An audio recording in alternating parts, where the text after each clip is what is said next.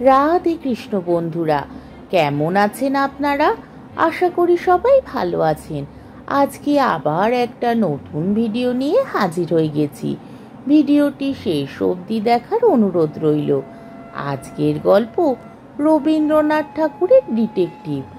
আজকে গল্পের দ্বিতীয় পর্ব বা শেষ পর্ব। আমিও ছাত্র সাজিয়া তাহার বাসার এক অংশ গ্রহণ করিলাম। প্রথম দিন যখন সে আমাকে দেখিল, কেমন একরকম করিয়া সে আমার মুখের দিকে চাহিল, তাহার ভাবটা ভালো বুঝিলাম না। যেন সে বিস্মিত, যেন সে আমার অভিপ্রায় বুঝিতে পারিয়াছে, এমনই একটা ভাব। বুঝিলাম শিকারীর উপযুক্ত শিকার বটে, ইহাকে সোজাভাবে ফস করিয়া কায়দা করা যাইবে না। অথচ যখন তাহার সহিত প্রণয় বন্ধনের চেষ্টা করিলাম, তখন সে ধরা দিতে কিছুমাত্র দ্বিধা করিল না। কিন্তু মনে হইল সেও আমাকে সুতীক্ষ্ণ দৃষ্টিতে দেখে, সেও আমাকে চিনিতে চায়। মনুষ্য চরিত্রের প্রতি এইরূপ সদা সতর্ক সজাগ কৌতূহল ইহা ওস্তাদের লক্ষণ। এত অল্প বয়সে এতটা চাতুরী দেখিয়া বড় খুশি হইলাম। মনে ভাবিলাম, মাঝখানে একজন রমণী না আনিলে এই অসাধারণ অকাল ধূর্ত ছেলেটির হৃদয়দ্বার উদ্ঘাটন করা সহজ হইবে না। একদিন গদগদ কণ্ঠে মন্মথকে বলিলাম, ভাই, একটি স্ত্রীলোককে আমি ভালোবাসি, কিন্তু সে আমাকে ভালোবাসে না। প্রথমটা সে যেন কিছু চকিতভাবে আমার মুখের দিকে চাহিল, তাহার পর ঈষৎ হাসিয়া কহিল, এরূপ দুর্যোগ বিরল নহে। এক প্রকার মজা করিবার জন্যই কৌতুকপর বিধাতা নরনারীর প্রভেদ করিয়াছেন। আমি কহিলাম, তোমার পরামর্শ ও সাহায্য চাহি।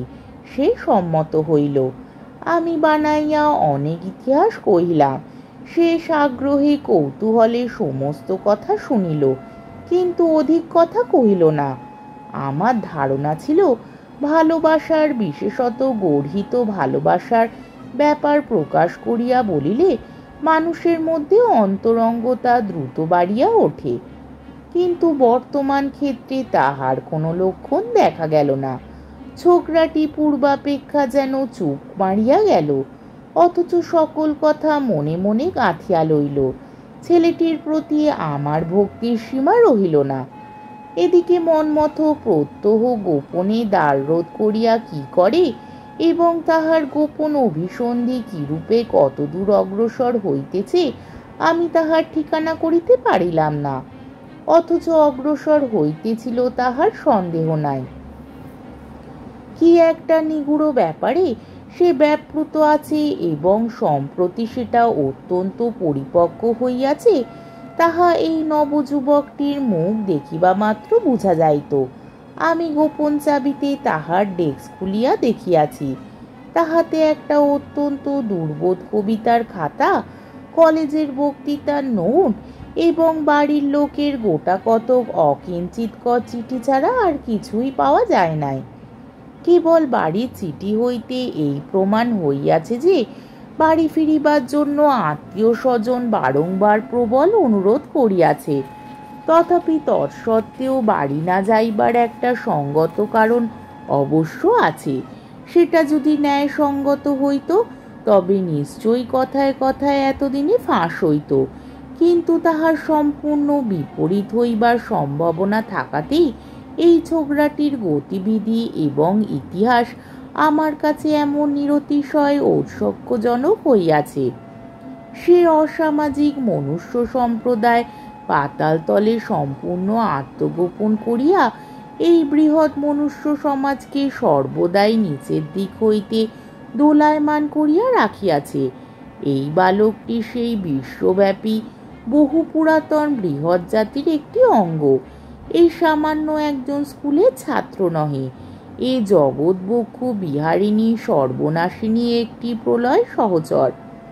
আধুনিককালে চশমা পরা নিরীহ বাঙালি ছাত্রের বেশে কলেজের পাঠ অধ্যয়ন করিতেছে। নিমুণ্ডধারী কাপালিক বেশে ইহার ভৈরবতা আমার নিকট আরো ভৈরবতর হইত না। আমি ইহাকে ভক্তি করি।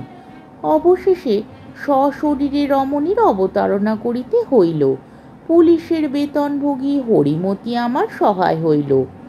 মনমতকে জানাইলাম আমি এই হরিমতির হতভাগ্য প্রণয় কাঙ্ক্ষী। ইহাকে লক্ষ্য করিয়াই আমি কিছুদিন কোল দিঘির ধারে মনমতের বার্ষচর হইয়া আমার গগনে কেন সুধাংশু উদয় রে কবিতাটি বারংবার আবৃত্তি করিলাম, এবং হরিমতিও কতকটা অন্তরের সহিত কতকটা লীলা সহকারে জানাইল যে তাহার চিত্ত সে মনমতকে সমর্পণ করিয়াছে, কিন্তু আশানুরূপ ফল হইল না।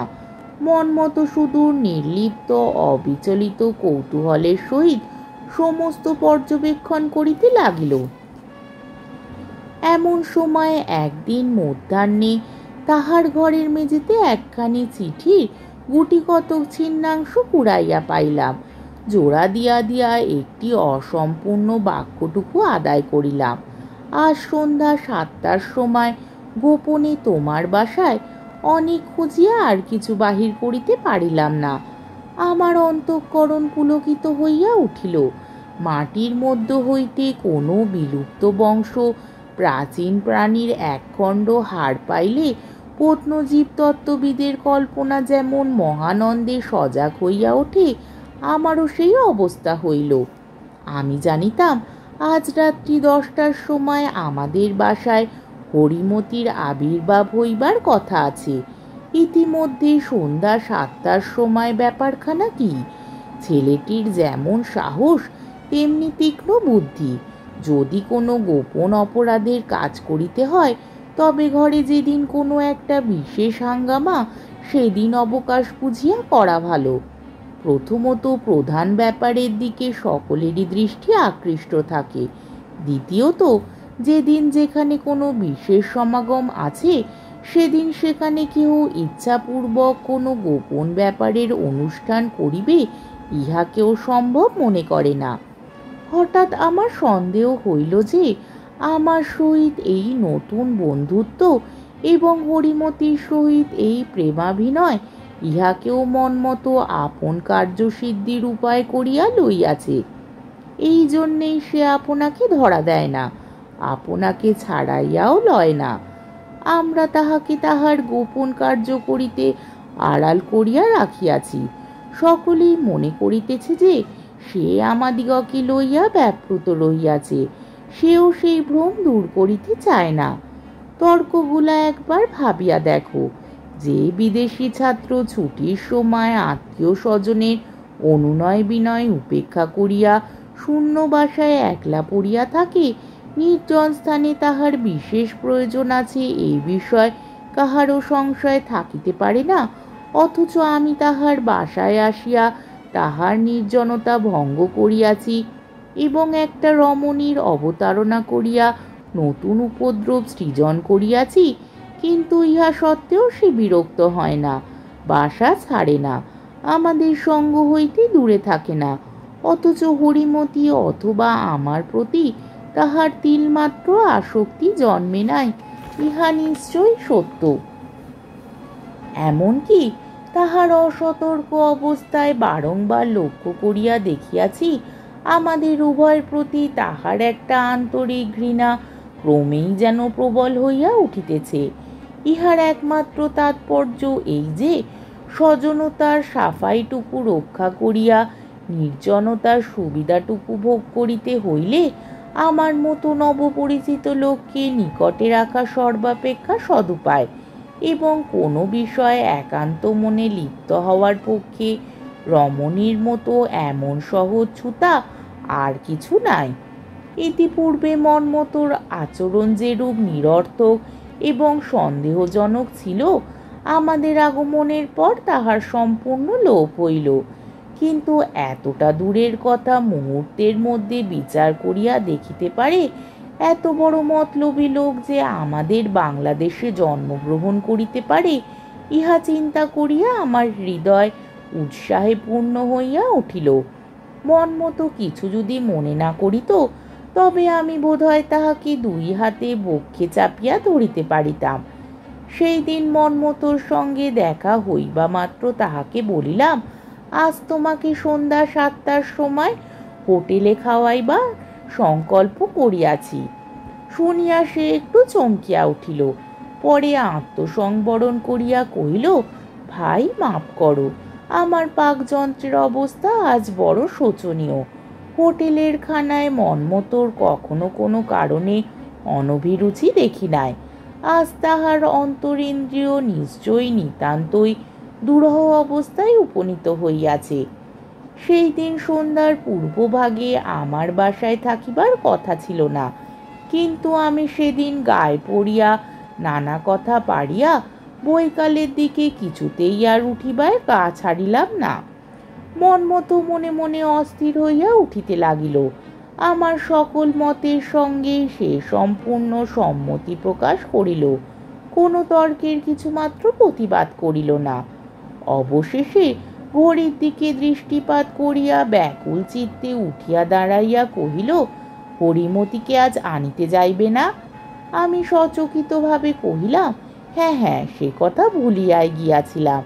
তুমি ভাই আহারাদি প্রস্তুত করিয়া রাখো, আমি ঠিক 10:30 রাত্রে তাহাকে এখানে আনিয়া উপস্থিত করিব। এই বলিয়া চলিয়া গেলাম। আনন্দের নেশা আমার সর্বশরীরের রক্তের মধ্যে সঞ্চারণ করিতে লাগিল। সন্ধ্যা 7 ঘটিকার প্রতি মন্মথের যে প্রকার ঔৎসুক্য দেখিলাম, আমার ঔৎসুক্য তদাপেক্ষা অল্প ছিল না। আমি আমাদের বাসায় অনতি দূরে প্রচ্ছন্ন থাকিয়া প্রেয়সী সমাগম উৎকণ্ঠিত প্রণয়ীর ন্যায় মুহুর্মুহু ঘড়ি দেখিতে লাগিলাম। গোধূলির অন্ধকার ঘনীভূত হইয়া যখন রাজপথে গ্যাস জ্বালিবার সময় হইল, এমন সময় একটি রুদ্ধদ্বার পালকি আমাদের বাসার মধ্যে প্রবেশ করিল। ওই আচ্ছন্ন পালকিটির মধ্যে একটি অশ্রুসিক্ত অবগুণ্ঠিত পাপ, একটি মূর্তিমতী ট্র্যাজেডি, কলেজের ছাত্রনিবাসের মধ্যে গুটি কত উড়ে বেয়ারা স্কন্ধে চাপিয়া সমুচ্চ হাই হুই শব্দে অত্যন্ত অনায়াসে সহজভাবে প্রবেশ করিতেছে কল্পনা করিয়া আমার সর্বশরীরে অপূর্ব পুলক সঞ্চার হইল। আমি আর বিলম্ব করিতে পারিলাম না। অনতিকাল পরে ধীরে ধীরে সিঁড়ি বাইয়া দোতলায় উঠিলাম। ইচ্ছা ছিল গোপনে লুকাইয়া দেখিয়া শুনিয়া লইব, কিন্তু তাহা ঘটিল না, কারণ সিঁড়ির সম্মুখবর্তী ঘরেই সিঁড়ির দিকে মুখ করিয়া মন্মথ বসিয়াছিল এবং গৃহের অপর প্রান্তে বিপরীত মুখে একটি অবগুণ্ঠিত নারী বসিয়া মৃদুস্বরে কথা কহিতেছিল। যখন দেখিলাম মন্মথ আমাকে দেখিতে পাইয়াছে, তখন দ্রুত ঘরের মধ্যে প্রবেশ করিয়াই বলিলাম, ভাই, আমার ঘড়িটা ঘরে ফেলিয়া আসিয়াছি, তাই লইতে আসিলাম। মন্মথ এমনই অভিভূত হইয়া পড়িল যে বোধ হইল যেন তখনই সে মাটিতে পড়িয়া যাইবে। আমি কৌতুক এবং আনন্দে নিরতিশয় ব্যগ্র হইয়া উঠিলাম। ভাই, তোমার অসুখ করিয়াছে নাকি? সে কোনো উত্তর দিতে পারিল না। তখন সেই কাষ্ঠ পুত্তলিকাবৎ আড়ষ্ট অপগুণ্ঠিত নারীর দিকে ফিরিয়া জিজ্ঞাসা করিলাম, আপনি মন্মথর কে হন? কোনো উত্তর পাইলাম না, কিন্তু দেখিলাম তিনি মন্মথর কেহই হন না, আমারই স্ত্রী হন। তাহার পর কি হইল সকলে জানেন। এই আমার ডিটেকটিভ পদের প্রথম চোর ধরা। আমি কিয়ৎক্ষণ পরে ডিটেকটিভ মহিমচন্দ্রকে কহিলাম, মন্মথর সহিত তোমার স্ত্রীর সম্বন্ধ সমাজ বিরুদ্ধ না হইতেও পারে। মহিম কহিল, না হইবারই সম্ভব। আমার স্ত্রীর বাক্স হইতে মন্মথর এই চিঠিখানি পাওয়া গেছে বলিয়া একখানি চিঠি আমার হাতে দিল। সেখানে নিম্নে প্রকাশিত হইল, সুচরিতাশু, হতভাগ্য মন্মথর কথা তুমি বোধ করি এতদিনে ভুলিয়া গিয়াছ। বাল্যকালে যখন কাজী বাড়ির মাতুলালয়ে যাইতাম, তখন সর্বদাই সেখান হইতে তোমাদের বাড়ি গিয়া তোমার সহিত অনেক খেলা করিয়াছি। আমাদের সে খেলাঘর এবং সে খেলার সম্পর্ক ভাঙিয়া গেছে। তুমি জানো কিনা বলিতে পারি না। এক সময় ধৈর্যের বাঁধ ভাঙিয়া এবং লজ্জার মাথা খাইয়া তোমার সহিত আমার বিবাহের সম্বন্ধ চেষ্টাও করিয়াছিলাম, কিন্তু আমাদের বয়স প্রায় এক বলিয়া উভয় পক্ষেরই কর্তারা কোনো ক্রমে রাজি হইলেন না। তাহার পর তোমার বিবাহ হইয়া গেলে 4-5 বৎসর তোমার আর কোনো সন্ধান পাই নাই। আজ 5 মাস হইল তোমার স্বামী কলিকাতার পুলিশের কর্ম লইয়া শহরে বদলি হইয়াছেন। খবর পাইয়া আমি তোমাদের বাসার সন্ধান করিয়া বাহির করিয়াছি। তোমার সহিত সাক্ষাতের দুরাশা আমার নাই, এবং অন্তর্যামী জানেন তোমার গৃহস্থ সুখের মধ্যে উপদ্রবের মতো প্রবেশ করিবার দুরভিসন্ধিও আমি রাখি না। সন্ধ্যার সময় তোমাদের বাসার সম্মুখবর্তী একটি গ্যাস পোস্টের তলে আমি সূর্যাপোষকের ন্যায় দাঁড়াইয়া থাকি। তুমি ঠিক 7:30টার সময় একটি প্রজ্বলিত কেরোসিন ল্যাম্প লইয়া প্রত্যহ নিয়মিত তোমাদের দোতলার দক্ষিণ দিকের ঘরের কাঁচের জানলাটির সম্মুখে স্থাপন করো। সেই সময় মুহূর্তকালের জন্য তোমার দীপালোকিত প্রতিমাখানি আমার দৃষ্টিপথে উদ্ভাসিত হইয়া ওঠে। তোমার সম্বন্ধে আমার এই একটিমাত্র অপরাধ। ইতিমধ্যে ঘটনাক্রমে তোমার স্বামীর সহিত আমার আলাপ এবং ক্রমে ঘনিষ্ঠতাও হইয়াছে। তাহার চরিত্র যেরূপ দেখিলাম, তাহাতে বুঝিতে বাকি নাই যে তোমার জীবন সুখের নহে। তোমার প্রতি আমার কোনো প্রকার সামাজিক অধিকার নাই, কিন্তু যে বিধাতা তোমার দুঃখকে আমার দুঃখে পরিণত করিয়াছেন, তিনি সে দুঃখ মোচনের চেষ্টাভার আমার উপরেই স্থাপন করিয়াছেন। অতএব আমার স্পর্ধা মাপ করিয়া শুক্রবার সন্ধ্যাবেলায় ঠিক 7টার সময় গোপনে পালকি করিয়া একবার 20 মিনিটের জন্য আমার বাসায় আসিলে আমি তোমাকে তোমার স্বামী সম্বন্ধে কতগুলি গোপন কথা বলিতে চাহি। যদি বিশ্বাস না করো এবং যদি সহ্য করিতে পারো, তবে তৎসম্বন্ধে প্রমাণও দেখাইতে পারি, এবং সেই সঙ্গে কতগুলি পরামর্শ দিতেও ইচ্ছা করি। আমি ভগবানকে অন্তরে রাখিয়া আশা করিতেছি, সেই পরামর্শ মতো চলিলে তুমি একদিন সুখী হইতে পারিবে। আমার উদ্দেশ্য সম্পূর্ণ নিঃস্বার্থ নহে। ক্ষণকালের জন্য তোমাকে সম্মুখে দেখিব, তোমার কথা শুনিব, এবং তোমার চরণতল স্পর্শে আমার গৃহখানিকে চিরকালের জন্য সুখ স্বপ্ন মণ্ডিত করিয়া তুলিব। এই আকাঙ্ক্ষাও আমার অন্তরে আছে। যদি আমাকে বিশ্বাস না করো এবং যদি এই সুখ হইতেও আমাকে বঞ্চিত করিতে চাও, তবে সে কথা আমাকে লিখিও। আমি তদুত্তরে পত্রযোগে সকল কথা জানাইব। যদি চিঠি লিখিবার বিশ্বাসও না থাকে, তবে আমার এই পত্রখানি তোমার স্বামীকে দেখাইও। তাহার পরে আমার যাহা বক্তব্য তাহাকেই বলিব। নিত্য শুভাকাঙ্ক্ষী শ্রী মন্মথনাথ মজুমদার, আষাঢ় 1305। আজকের গল্পটি এখানেই শেষ হলো। আমার ভিডিওটি যদি আপনাদের ভালো লেগে থাকে, তাহলে আমাকে কমেন্টের মাধ্যমে আপনাদের মূল্যবান মতামত অবশ্যই জানাবেন, এবং আমার ভিডিওটিকে লাইক ও শেয়ার করার ও আমার চ্যানেলটিকে সাবস্ক্রাইব করারও অনুরোধ রইল। তাহলে আজকের ভিডিওটা এই অবধি। পরের দিন আবার অন্য কোনো গল্প নিয়ে হাজির হয়ে যাব। ততক্ষণ পর্যন্ত আপনারা সবাই ভালো থাকবেন, সুস্থ থাকবেন, সাবধানে থাকবেন এবং আমার ভিডিওটি দেখতে থাকবেন। তাহলে আজকে আসি। রাধে কৃষ্ণ।